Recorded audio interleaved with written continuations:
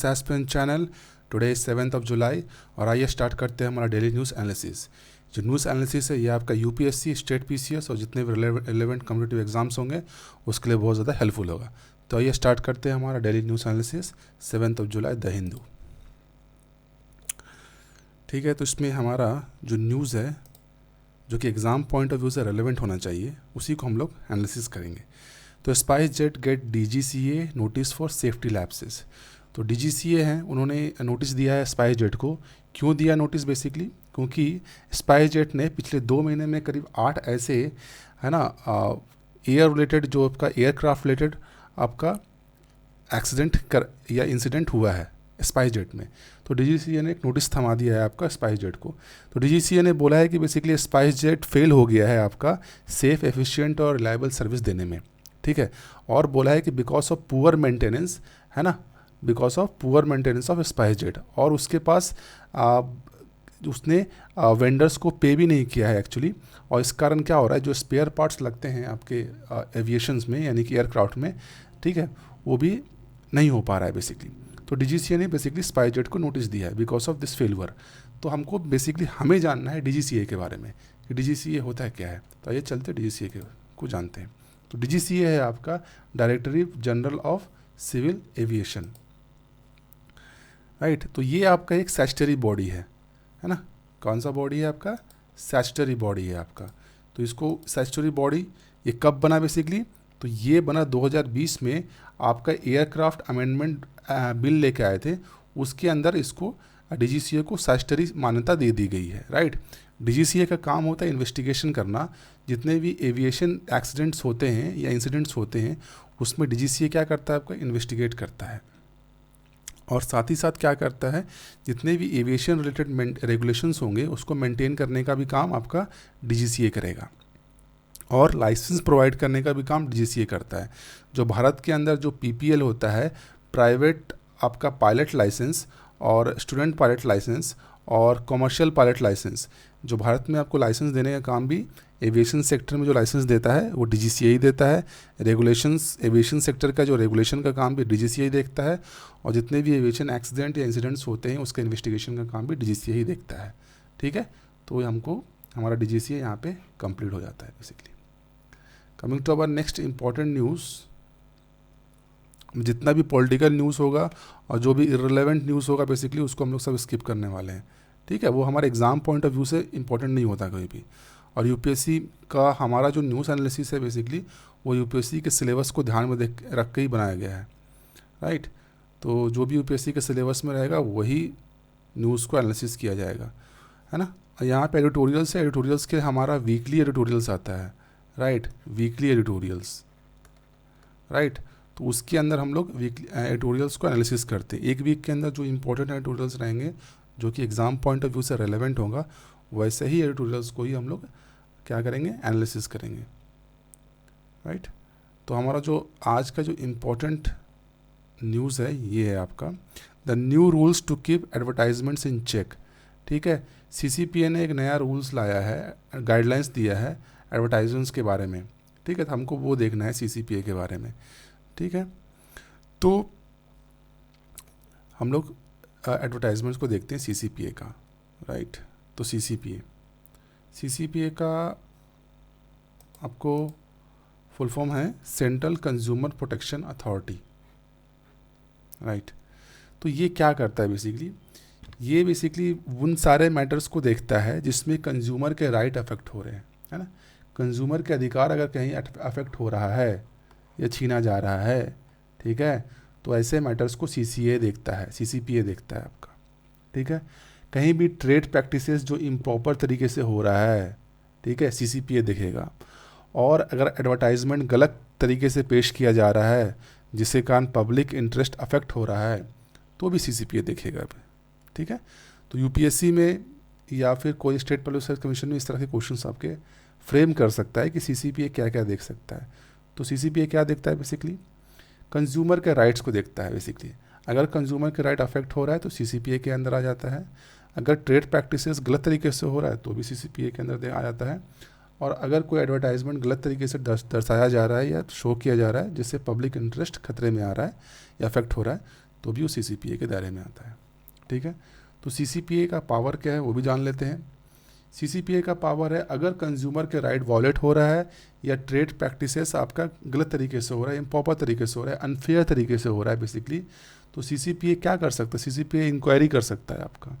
अगर किसी ने कंप्लेन किया, कंप्लेन का रिसिप्ट आपको CCPA को थमाया या CCPA को दिया, तो CCPA क्या कर सकता है? उस पर संज्ञान ले सकता है, इंक्वायरी कर सकता है आपका। CCPA सुओ मोटो भी कर सकता है। उसको कोई ज़रूरी नहीं है कि कोई आके उसको नोटिस देगा या फिर कंप्लेन करेगा या सेंट्रल गवर्नमेंट वो इसको डायरेक्ट करेगा। CCPA को अगर लगा उसको कि हाँ ये पर्टिकुलर चीज़ गलत है, ट्रेड प्रैक्टिसेस गलत है, कंज्यूमर का राइट अफेक्ट हो रहा है इससे, ठीक है, ये एडवर्टाइजमेंट गलत है, तो वो सुओ मोटो भी कॉग्निजेंस ले सकता है, सुओ मोटो भी इंक्वायरी कर सकता है। ये इंपॉर्टेंट चीज़ है। UPSC में इस तरह के क्वेश्चंस फ्रेम कर सकता है। क्या CCPA सुओ मोटो है ना इंक्वायरी कर सकता है क्या? तो हाँ, CCPA सुओ मोटो इंक्वायरी कर सकता है। और CCPA as a directed by the central government अगर आदेश दे तो भी CCPA आपका इंक्वायरी कर सकता है। तो इंक्वायरी करने के लिए क्या होगा? बेसिकली इंक्वायरी करने के लिए वो क्या करेगा? इन्वेस्टिगेशन का ऑर्डर दे सकता है आपको डिस्ट्रिक्ट कलेक्टर को, है ना, राइट। अगर कोई एक पर्सन ऐसा पाया जाता है जो कि कंज्यूमर के राइट्स को आहत कर रहा है या वायलेट कर रहा है या इम्प्रॉपर ट्रेड प्रैक्टिसेस कर रहा है, ऐसा अगर कोई पर्सन पाया जाता है, तो CCPA उस पर्सन को डायरेक्ट कर सकता है कि उसको है ना, अपने खिलाफ जो उसको शिकायत आया है उस कोई डॉक्यूमेंट है ना, कोई रिकॉर्ड है, तो उसको पेश कर सकता है वो बंदा, यानी जो पर्सन कलेक्टर है, ठीक है, तो उसके पास CRPC के तहत पावर होता है कि उस बंदे को यानी उस पर्सन को, है ना, उसको बोल सकता है कि डॉक्यूमेंट को पेश करो, और उसके पास CRPC के तहत डिस्ट्रिक्ट कलेक्टर के पास पावर होता है सर्च करने का, सीजर करने का, राइट। नेक्स्ट है CCPA क्या कर सकता है? डायरेक्ट रिकॉल कर सकता है। डायरेक्ट रिकॉल करने का मतलब क्या है कि अगर कोई वस्तु यानी कोई गुड्स है जो कि डेंजरस है, हजार्डियस है ना, या फिर कोई सर्विसेज है इस तरह का, तो CCPA आदेश दे सकता है मैन्युफैक्चरर को कि ये ऐसे वस्तुओं को आप रिकॉल कीजिए, राइट, ऐसे वस्तुओं को आप वापस ले लीजिए, ठीक है, और रिफ़ंड प्रोवाइड कीजिए। जो भी आपका चार्जेस आपने वस्तुओं पे लिया है उसका रिफ़ंड भी प्रोवाइड करने का ऑर्डर दे सकता है CCPA मैन्युफैक्चरर्स को, ठीक है। तो ये एक इंपॉर्टेंट टर्म है, डायरेक्ट रिकॉलिंग। नेक्स्ट है आपका कंज्यूमर एडवोकेसी। कंज्यूमर एडवोकेसी का मतलब होता है कि CCPA क्या कर सकता है? कंज्यूमर के तरफ से, है ना, कंप्लेंट को रजिस्टर कर सकता है, राइट, क्योंकि CCPA आपका सर्विसेज प्रोवाइड करता है एज ए कंज्यूमर एडवोकेट, यानी कंज्यूमर का एडवोकेट की तरह वो काम कर सकता है बेसिकली। यानी कंज्यूमर का जो कंप्लेंट्स है ना, तो उसको वो रजिस्टर कर सकता है और उसको किसके सामने पेश कर सकता है? आपको नेशनल कमीशन हो गया या स्टेट कमीशन हो गया या डिस्ट्रिक्ट कमीशन के सामने पेश भी कर सकता है आपको, ठीक है। और उसके तहत, है ना, इनसे यानी कमीशन से आपको क्या कर सकता है? को रेमेडियल एक्शंस भी सजेस्ट करवा सकता है उनसे, ठीक है, कि कंज्यूमर को ये प्रॉब्लम हुआ है, उसका हित का ये हानि हुआ है बेसिकली, अब उसके लिए उसको जो भी उसको रेमेडियल एक्शंस दिए, जो भी उसको क्षतिपूर्ति करने के लिए जो भी किया जा सकता है वो सजेस्ट भी कर सकता है आपका CCPA, ठीक है। CCPA और क्या कर सकता है बेसिकली? CCPA आपको किसी भी ट्रेडर, किसी भी मैन्युफैक्चरर, है ना, या कोई भी एडवर्टाइज़र हो, ठीक है, उसको ये बोल सकता है बेसिकली, है ना, कि आपका जो आपने जो ट्रेड किया या मैन्युफैक्चर किया, एडवर्टाइज़ किया, राइट, है ना, उस पर इन्वेस्टिगेशन करके उसको डिसकंटिन्यू भी कर सकता है ना। अगर मान लो कोई एडवर्टाइजमेंट मिसलीड कर रहा है, ये रॉन्ग है, ये गलत है और कंज्यूमर्स को आहत कर रहा है, पब्लिक इंटरेस्ट के खिलाफ है, तो वो क्या कर सकता है? ऐसे ट्रेडर्स को, ऐसे मैन्युफैक्चरर्स को, ऐसे एडवर्टाइजमेंट को बोल सकता है, इसको डायरेक्ट कर सकता है उसको कि आपका एडवर्टाइजमेंट ख़राब है, गलत है, मिसलीड है, इसको बंद कीजिए आप, है ना। और ऐसे केसेस में आप पे चार्जेस हो सकते हैं, पेनल्टी लगेगा आपको कम से कम 10 लाख रुपए का। साथ ही साथ कमीशन ये भी कर सकता है आपको कि अगर कोई एंडोसर या एडवर्टाइजमेंट है जो कि गलत और मिसलीडिंग है, ठीक है, तो उसको 1 साल के लिए बंद भी कर सकता है उसको, है ना, उसको रोक सकता है 1 साल के लिए, ठीक है। अगर वो बार बार वायोलेट कर रहा है तो उसको 3 साल के लिए भी रोक सकता है उसको, ठीक है। कमीशन के पास ये पावर है। तो अभी फ़िलहाल न्यूज़ में क्यों है? बेसिकली न्यूज़ में इसलिए है, उसके कुछ नए रूल्स उसने लागू किए हैं CCPA ने, तो हमको वो रूल्स को देखना है बेसिकली, ठीक है। यहाँ तक हमने समझ लिया कि CCPA क्या होता है, CCPA का पावर क्या है, ये भी हमें समझ लिया। इससे एग्ज़ाम में, है ना, इन पावर्स में से मिला करके क्वेश्चंस को बनाया जा सकता है। ठीक है, तो अब इसको ज़रूर देखिए ये सब चीज़ को।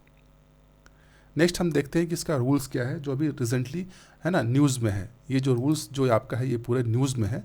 ठीक है, इस रूल्स को, इस गाइडलाइंस को हमें देखना बहुत ज़रूरी है। ठीक है, तो जो रूल्स क्या बोल रहा है, रूल्स है बेसिकली आपका चिल्ड्रन टारगेटेड एडवर्टाइजमेंट्स। तो ऐसे एडवर्टाइजमेंट जो कि चिल्ड्रन को टारगेट करते हैं, है ना। कुछ आपने देखा होगा बार बार कि कुछ एडवर्टाइजमेंट ऐसे होते हैं जो कि सिंपली बच्चों को टारगेट करने के लिए बनाया जाता है ना। तो ऐसे एडवर्टाइजमेंट को डिस्करेज करना है, ऐसे एडवर्टाइजमेंट को प्रिवेंट करना है, प्रोहिबिट करना है, बैन करना है ऐसे एडवर्टाइजमेंट को।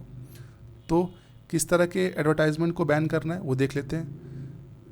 ऐसे एडवर्टाइजमेंट बेसिकली जो कि बच्चों के बिहेवियर को चेंज करे, है ना, और जो कि गलत उसमें जो कि हार्मफुल और डेंजरस हो, है ना। ऐसे एडवर्टाइजमेंट जो कि बच्चों के बिहेवियर को चेंज करे और जो कि डेंजरस हो, तो ऐसे एडवर्टाइजमेंट को बैन करना या प्रोहिबिट करना है आपको। ऐसे एडवर्टाइजमेंट का प्रसारण नहीं हो सकता, है ना।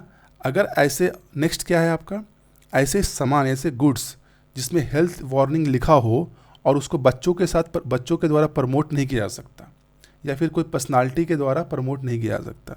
आपने अक्सर ऐसे सुना होगा बेसिकली, जैसे कुछ ऐसे गुड्स होते हैं जिसमें हेल्थ वार्निंग्स लगे होते हैं और उसको पर्सनालिटीज़, है ना, प्रमोट करते हैं। जैसे आपने रिसेंटली आपने पान मसाला वाला केसेस सुना ही होगा, है ना। तो उसमें कैसा होता है, डिफरेंट जो सिनेमा के पर्सनालिटीज़ होते हैं उसको प्रमोट करते हैं। ठीक है, तो इस तरह के प्रमोशन को बैन कर दिया गया है, अभी प्रोहिबिट कर दिया गया है कि ऐसा नहीं होगा, है ना। इससे बच्चों पे क्या होता है, उनके मानसिक स्थिति पे, उनके मानसिक पे एक प्रभाव पड़ रहा है, दुष्प्रभाव पड़ रहा है बेसिकली। ठीक है, राइट। तो ऐसे चीज़ों को ना बच्चों से प्रमोट किया जा सकता है और ना ही पर्सनालिटी प्रमोट करेगा।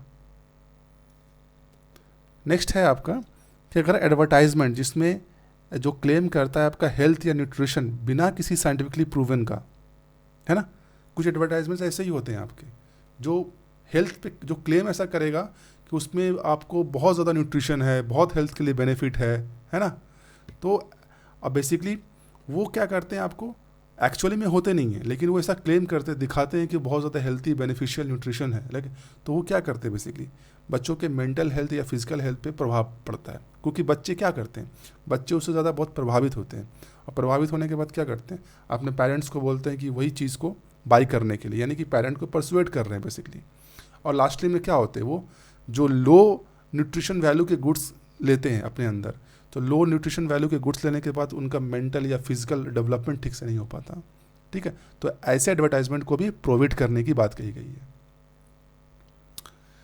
कुछ ऐसे एडवर्टाइजमेंट्स भी हैं बेसिकली जो कि बच्चों के अंदर एक नेगेटिव इमेज पैदा करते हैं, है ना, और ऐसा इमेज पैदा करते हैं कि जैसा लगता है कि वो नेचुरल या ट्रेडिशनल प्रोडक्ट से बेटर है। ठीक है, कहने का मतलब है, एक एग्जांपल लेते हैं किसी एक मिल्क प्रोडक्ट का, है ना, मिल्क प्रोडक्ट का एग्जांपल ले लेते हैं, जो आपका मिल्क प्रोडक्ट, राइट। ठीक है, आपके अक्सर टीवी में आपने सुना होगा कि ये मिल्क प्रोडक्ट है, इसके अंदर ये न्यूट्रिशन वैल्यू है ना, ये जो ट्रेडिशनल मिल्क है या काऊ मिल्क से बहुत इसमें, है ना, न्यूट्रिशन वैल्यू बहुत ज़्यादा होने के कारण ये काऊ मिल्क से बहुत बेहतर है। इस तरह के एडवर्टाइजमेंट्स आते रहते हैं आपके टीवी में। ठीक है, जो कि एक्चुअली में बेसिकली उसका कोई साइंटिफिकली प्रूवन नहीं है कि उसका जो एडवर्टाइजमेंट में जो शो किया जा रहा है उसका, है ना, एक्चुअल जो प्योर मिल्क से बेहतर है या नहीं। ठीक है, तो बच्चे को दिमाग में क्या पड़ेगा, बच्चे के दिमाग में एक ऐसा भ्रांति पैदा हो जाएगा कि हम जो एक्चुअल मिल्क है वो लो क्वालिटी का होता है, और जो एडवर्टाइजमेंट में बना शो कर रहा है जो मिल्क प्रोडक्ट वो अच्छी क्वालिटी का हो, उसमें ज़्यादा न्यूट्रिशन है, पर एक्चुअली में ऐसा होता नहीं है। तो ऐसे प्रोडक्ट्स को भी प्रोहिबिट करने की बात कही गई है, राइट।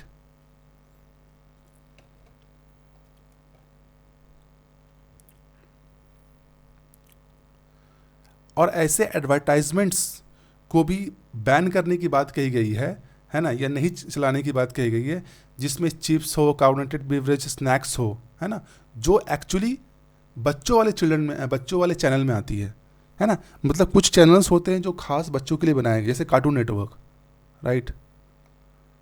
कार्टून नेटवर्क जो चैनल है वो पूर्णतः बच्चों के लिए ही है ना। अब उस कार्टून नेटवर्क चैनल के अंदर अगर आप पेप्सी का ऐड दे रहे हो, स्नैक्स का ऐड दे रहे हो, चिप्स का ऐड दे रहे हो, तो इससे बच्चों के मानसिक चीज़ पे प्रभाव पड़ रहा है। अब वो क्या करेगा, परसुएड होगा, उसको तो वही लेने के मन करेगा, ठीक है। इससे क्या होगा, उसके हेल्थ को इफेक्ट करेगा, आगे जाके ओबिसिटी का केसेस बन सकता है, हर डिजीज़ का केसेस बन सकता है ना। आगे जाके डिजीज़ ही बनेगा उसका, उसमें डिजीज़ ही पैदा हो गए। तो इस तरह के एडवर्टाइजमेंट्स को भी आपको बैन किया गया कि इस तरह के एडवर्टाइजमेंट को प्रमोट नहीं किया जाए, बस सिर्फ बच्चों वाले जो चैनल्स हैं उसमें प्रमोट ना किया जाए। नेक्स्ट है आपका डिस्क्लेमर के बारे में बात की गई है कि एडवर्टाइजमेंट का जो डिस्क्लेमर होगा बेसिकली, है ना, उसमें जो क्लेम किया जाता है डिस्क्लेमर के अंदर, उसको प्रॉपर एक्सप्लेन करने की ज़रूरत है, राइट। उसको प्रॉपर एक्सप्लेन करने की ज़रूरत है जो डिस्क्लेमर में क्लेम किया जा रहा है ना। साथ ही साथ जो डिस्क्लेमर रहेगा एडवर्टाइजमेंट के अंदर, डिस्क्लेमर होता है, राइट, उसको हाइड नहीं करना है आपको कि आप छोटा सा दिखा दिए, है ना, ऐसा नहीं करना है आपको। अगर डिस्क्लेमर दिखाए हो तो उसको प्रॉपर एक्सप्लेन करना है, उसको प्रॉपर दिखाना है, प्रॉपर विजिबल होना चाहिए कि लोग उसको आराम से पढ़ सके और दिखे भी अच्छे से। अगर डिस्क्लेमर है तो जिस जो क्लेम कर रहे हो प्रॉपर डिटेल में होना चाहिए, और वो हाइड नहीं होना चाहिए, और क्लियरली विजिबल होना चाहिए। आपका जो भी गाइडलाइंस है ना, ये आपका CCPA का गाइडलाइंस है पूरा, राइट। ये गाइडलाइंस और क्या कर रहा है आपका, ये ड्यूटीज़ भी इम्पोज कर रहा है मैन्युफैक्चरर या सर्विस प्रोवाइडर पे, है ना, कि आप क्लेम ना करें या कंपैरिजन ना करें किसी दूसरे एडवर्टाइजमेंट के साथ, है ना। आप क्लेम भी ना करें और कोई दूसरे एडवर्टाइजमेंट के साथ कंपैरिजन भी ना करें ऐसे मैटर पे जो कि, है ना, जो कि फैक्ट है, जिसको प्रूवन किया जा सकता है ना, ऑब्जेक्टिवली जिसको प्रूवन किया जा सकता है, जो ऑब्जेक्टिवली जो फैक्ट है ना, उसमें आप किसी दूसरे एडवर्टाइजमेंट के साथ क्लेम ना करें आप, राइट। क्योंकि बेसिकली एडवर्टाइजमेंट का ये नैतिक जिम्मेदारी होती है कि आपको कंज्यूमर का ट्रस्ट गेन करना है, ना कि कंज्यूमर का ट्रस्ट को अब्यूज़ करना है ना। आपका काम है कंज्यूमर के ट्रस्ट को गेन करना, ना कि कंज्यूमर के ट्रस्ट को अब्यूज़ करना या उनके लैक ऑफ एक्सपीरियंस या नॉलेज को एक्सप्लॉइट करना। ये एडवर्टाइजमेंट का काम नहीं होना चाहिए। उसका काम होना चाहिए कि कंज्यूमर के ट्रस्ट को गेन करना। इसलिए वो दूसरे जो एडवर्टाइजमेंट्स होते हैं उसमें एक दूसरे के साथ कंपेयर ना करें, राइट। ये आपका पूरा का पूरा CCPA का नया गाइडलाइंस था, है ना। इससे भी क्वेश्चंस आपके बन सकते हैं UPSC में, राइट। इसमें दो चीज़ और जानने की ज़रूरत है कि एक एडवर्टाइजमेंट वैलिड कब कहलाएगा। किसी भी एडवर्टाइजमेंट को वैलिड कब कहेंगे, जब उसके अंदर पूरी बातें सही लिखी हो, पूरी ईमानदारी से लिखी हो, है ना। जिस चीज़ का वो रिप्रेजेंट कर रहा है, जिस भी वस्तु को रिप्रेजेंट कर रहा है, वो पूरी तरीके से सही और ईमानदारी से लिखा होना चाहिए, कंटेंट होना चाहिए। उसके अंदर किसी भी बात का कोई भी अगर साइंटिफिक वैल्यू है या भी कोई प्रैक्टिकल यूज़फुलनेस है या कोई भी एक्यूरेसी है, तो उसको बढ़ा चढ़ा के नहीं बोलना है उसके अंदर, है ना। अभी एडवर्टाइजमेंट में क्या होता है, कुछ चीज़ों को हम लोग बहुत बढ़ा चढ़ा करके एडवर्टाइजमेंट करते हैं उन लोग, जो होता नहीं एक्चुअली में, राइट। लेकिन एक वैलिड एडवर्टाइजमेंट वही होगा जिसमें उसमें जो भी सामान के बारे में रिप्रेजेंट कर रहे हो वो एक ट्रू होना चाहिए और ऑनेस्ट होना चाहिए। साथ ही साथ उसके अंदर जो कुछ भी है ना, चाहे उसका साइंटिफिक वैलिडिटी या एक्यूरेसी या उसका उपयोगिता, जिसको प्रैक्टिकल यूज़फुलनेस बोलते हैं, उसका एग्जैगरेट नहीं करना है, उसको बढ़ा चढ़ाना नहीं है, जैसा है उसको वैसे ही रखना है उसको। तो उसको बोलेंगे वैलिड, कि हाँ ये एडवर्टाइजमेंट वैलिड है। या फिर एक वैलिड और भी हो सकता है कि हो सकता है किसी कारण एडवर्टाइजमेंट करने में चूक हो गई हो, लेकिन एडवर्टाइज़र ने पूरा एक्शन लिया है कंज्यूमर को ये बताने के लिए कि उसमें उस एडवर्टाइजमेंट में क्या डेफिशिएंसी है, तो भी हम बोल सकते हैं कि ये एडवर्टाइजमेंट वैलिड है। हो सकता है ना, ऐसा केसेस हो सकते हैं कि एडवर्टाइजमेंट में, यानी कि उसमें हो सकता है उसको चूक हो गया कि उसने पूरा तरह से एक्सप्लेन नहीं किया है, लेकिन उसने ये ज़रूर बताया है कि इस एडवर्टाइजमेंट में, है ना, कि कंज्यूमर के लिए क्या क्या डिफिशिएंसी है, इसके अंदर क्या क्या कमियां हैं इस प्रोडक्ट में, राइट। तो इस तरह के एडवर्टाइजमेंट को हम लोग वैलिड बोलते हैं। और एक टर्म और है यहाँ पे, सरोगेट एडवर्टाइजमेंट्स का। सरोगेट एडवर्टाइजमेंट्स क्या होते हैं basically? Advertisements of good in the shadow of other goods. मतलब अब एक सामान का एडवर्टाइजमेंट कर रहे हो किसी दूसरे सामान के एवज में। कहने का क्या मतलब है, जैसे आपने देखा होगा है ना, पान मसाला का एडवर्टाइजमेंट होता है आपका, है ना, पान मसाला का एडवर्टाइजमेंट होता है, राइट। लेकिन एक्चुअली में क्या है, वो तंबाकू का एडवर्टाइजमेंट है, राइट। एक्चुअली में तो तंबाकू है वो, लेकिन एडवर्टाइजमेंट किस तरह से करते हैं वो? पान मसाला से, क्योंकि तंबाकू का एडवर्टाइजमेंट बैन है, आप तंबाकू का एडवर्टाइजमेंट नहीं कर सकते, लेकिन वो पान मसाला करके बेच देते हैं वो, राइट। इसको बोलते हैं सरोगेट एडवर्टाइजमेंट्स। अक्सर आपने ये भी सुना होगा, जैसे सोडा का एडवर्टाइजमेंट होता है, right.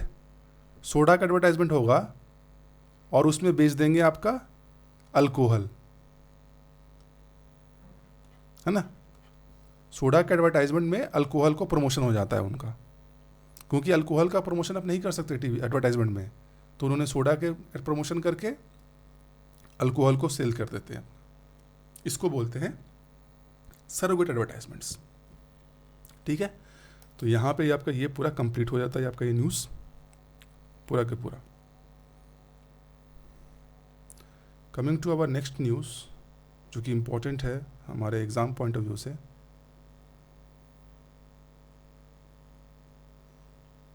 MSP should continue till markets become efficient, ठीक है। इसके अंदर का न्यूज़ उतना इंपॉर्टेंट नहीं है, लेकिन हमारा इंपॉर्टेंट है MSP के बारे में और नीति आयोग के बारे में भी हम जान सकते हैं यहाँ पे। तो पहले समझ लेते हैं कि MSP क्या होता है हमारा, है ना। मिनिमम सपोर्ट प्राइस क्या होता है, इसके बारे में हम थोड़ा सा जान लेते हैं।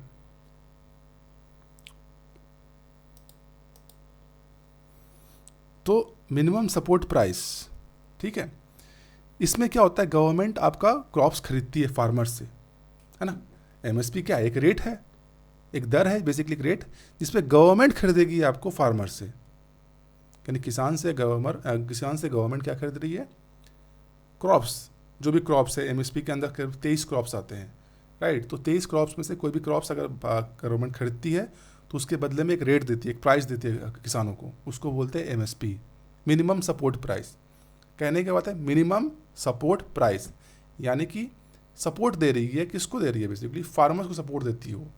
मतलब कहने का क्या मतलब है कि सपोज कैसा हो गया, फार्मर ने पैडी यानी धान लिया, उसने प्रोडक्शन किया धान का, राइट। अब उसको बाज़ार में बेचने गया, ठीक है, मार्केट में बेचने गया उसने, मार्केट में, लेकिन मार्केट का रेट नीचे गिरने लग गया, ठीक है। मार्केट का जो रेट था वो नीचे गिर रहा था।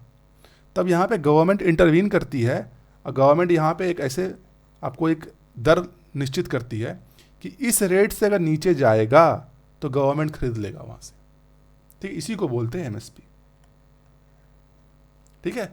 इस रेट से अगर नीचे नहीं जाना चाहिए मार्केट का रेट, अगर इस रेट से अगर ऊपर जा रहा है तो गवर्नमेंट बोलती है किसानों को कि आप बाज़ार में बेच दीजिए, इसको मार्केट में बेचिए ताकि आपको फ़ायदा हो। लेकिन इस रेट से अगर नीचे जाएगा तो इसको गवर्नमेंट खरीद लेंगे, इसको बोलेंगे मिनिमम सपोर्ट प्राइस, इसलिए इसको नाम रखा गया सपोर्ट प्राइस, सपोर्ट दे रहा है, ठीक है। तो ऐसा माना जाता है बेसिकली कि जो MSP होता है वो कम से कम जितना प्रोडक्शन का कॉस्ट लगा है उसका 1.5 गुना होता है, 1.5 टाइम्स, ठीक है। मतलब एक फार्मर को, एक किसान को, कि उस पैडी को उपजाने में जितना खर्च लगा है उसका कॉस्ट ऑफ प्रोडक्शन, उसका 1.5 गुना मिला करके आपका MSP तय होता है, ठीक है। और MSP तय कौन करता है आपका, तो ये आपको रिकमेंड करता है आपका CACP करके है, commission for agriculture cost and prices. यहाँ से भी UPSC क्वेश्चन पूछ चुका है कि MSP को रिकमेंड कौन करता है, कौन बोलता है कितना MSP होना चाहिए, तो ये करता है CACP, commission for agriculture cost and prices, ठीक है, जो कि मिनिस्ट्री ऑफ एग्रीकल्चर के अंदर आता है। तो इसके रिकमेंडेशन करेगा तभी आपका MSP को लागू किया जाता है कि हाँ इस बार इतना MSP होना चाहिए, ठीक है। और ये हमेशा क्रॉपिंग सीजन में किया जाता है, क्रॉपिंग सीजन में, ठीक है। यानी बुआई होने के पहले ही आपका MSP आपको सूचित कर दिया जाता है कि आपको इतना MSP आपको मिलेगा, आपका जितना प्रोडक्शन होगा उस हिसाब से एमएसपी आपको दे दिया जाएगा। ठीक है, तो बेसिकली CACP हो गया यहाँ पे, ये इंपॉर्टेंट टर्म है, commission for agriculture cost and prices, जो कि रिकमेंड करता है आपका एमएसपी के बारे में। उसके बाद क्या होता है, फूड कॉर्पोरेशन ऑफ इंडिया और नाफेड, जिसको national agriculture cooperative marketing federation बोलते हैं, ये क्या करते हैं आपके, ये एमएसपी को इम्प्लीमेंट करते हैं आपके स्टेट लेवल पे। ठीक है, यही फूड कॉर्पोरेशन ऑफ इंडिया आपका खरीदता है आपका ग्रेन यानी क्रॉप्स, फार्मर से खरीदने का काम FCI करता है और नाफेड करता है आपका। ठीक है, यानी मोस्टली FCI करता है आपका।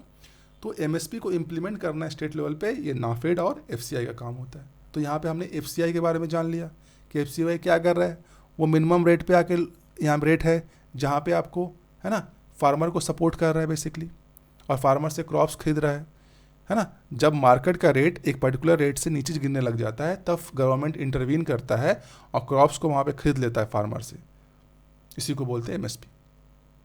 एमएसपी को कौन करता है, आपको रिकमेंड कौन करता है एमएसपी का, CACP, commission for agriculture cost and prices.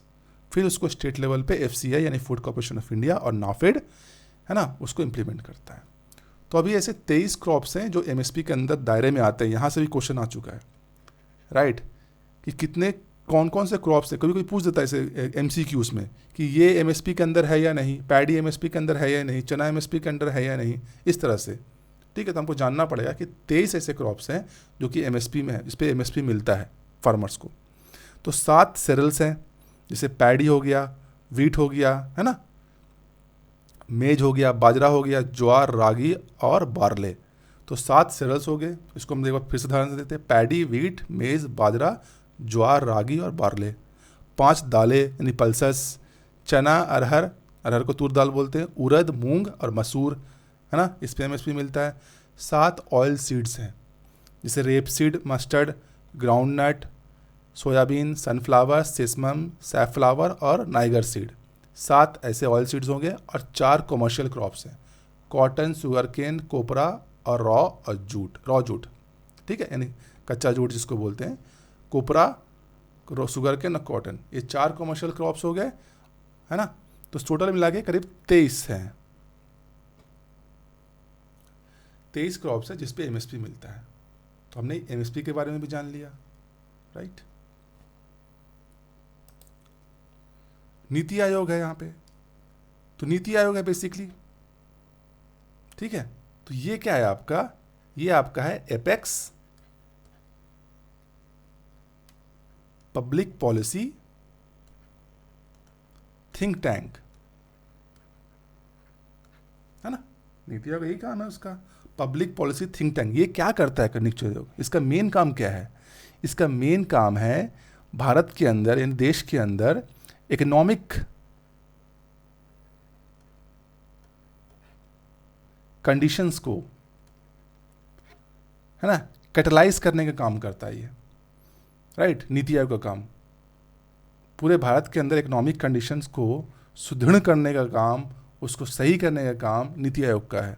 Policy think tank है, पॉलिसीज बनाता है, इसका काम है पॉलिसीज बनाना। भारत सरकार का सबसे एपेक्स टैंक है, सबसे सुप्रीम है। ठीक है, नीति आयोग का और क्या हो सकता है बेसिकली आपका, ये काम करता है आपका कोऑपरेटिव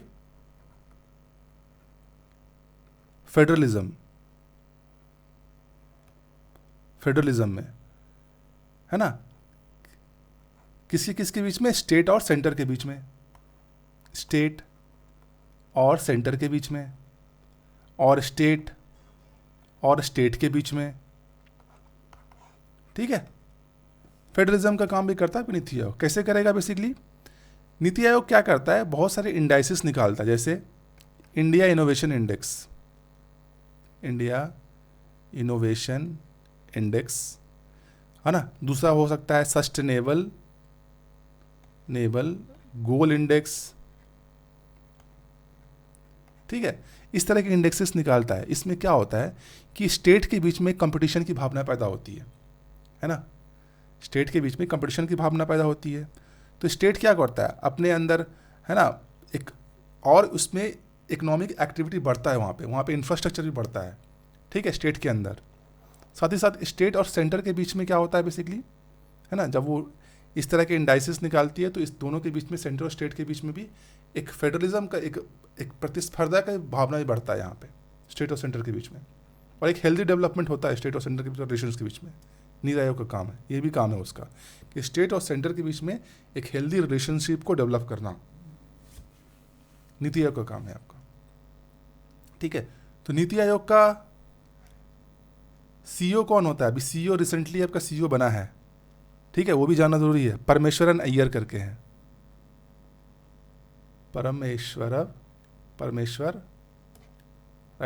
परमेश्वर अय्यर।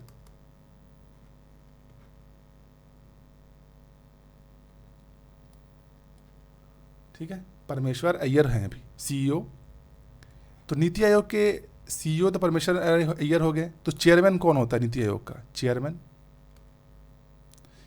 होता है प्राइम मिनिस्टर। तभी जो फिलहाल जो प्राइम मिनिस्टर होंगे वही उसके नीति आयोग का चेयरमैन बन जाएगा। सीईओ परमेश्वरन अय्यर हैं अभी रिसेंटली, है ना। पब्लिक पॉलिसी थिंक टैंक होता है, इकोनॉमिक कंडीशन को कैटलिस्ट करता है, कोऑपरेटिव फेडरलिज्म को प्रमोट करता है ना। कुछ इंडाइसिस निकालता है, जैसे इंडिया इनोवेशन इंडेक्स हो गया है, सस्टेनेबल गोल इंडेक्स हो गया, ठीक है। और क्या करता है बेसिकली?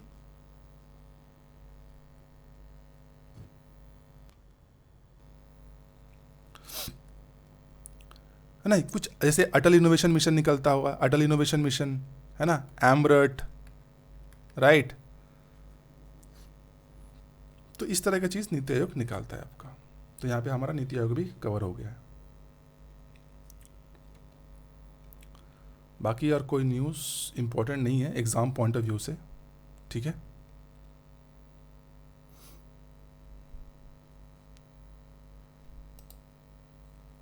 ठीक है, तो अगर आपको वीडियो अच्छा लगा तो उसको लाइक कीजिए, शेयर कीजिए, सब्सक्राइब कीजिए, ठीक है। थैंक यू, धन्यवाद, जय हिंद।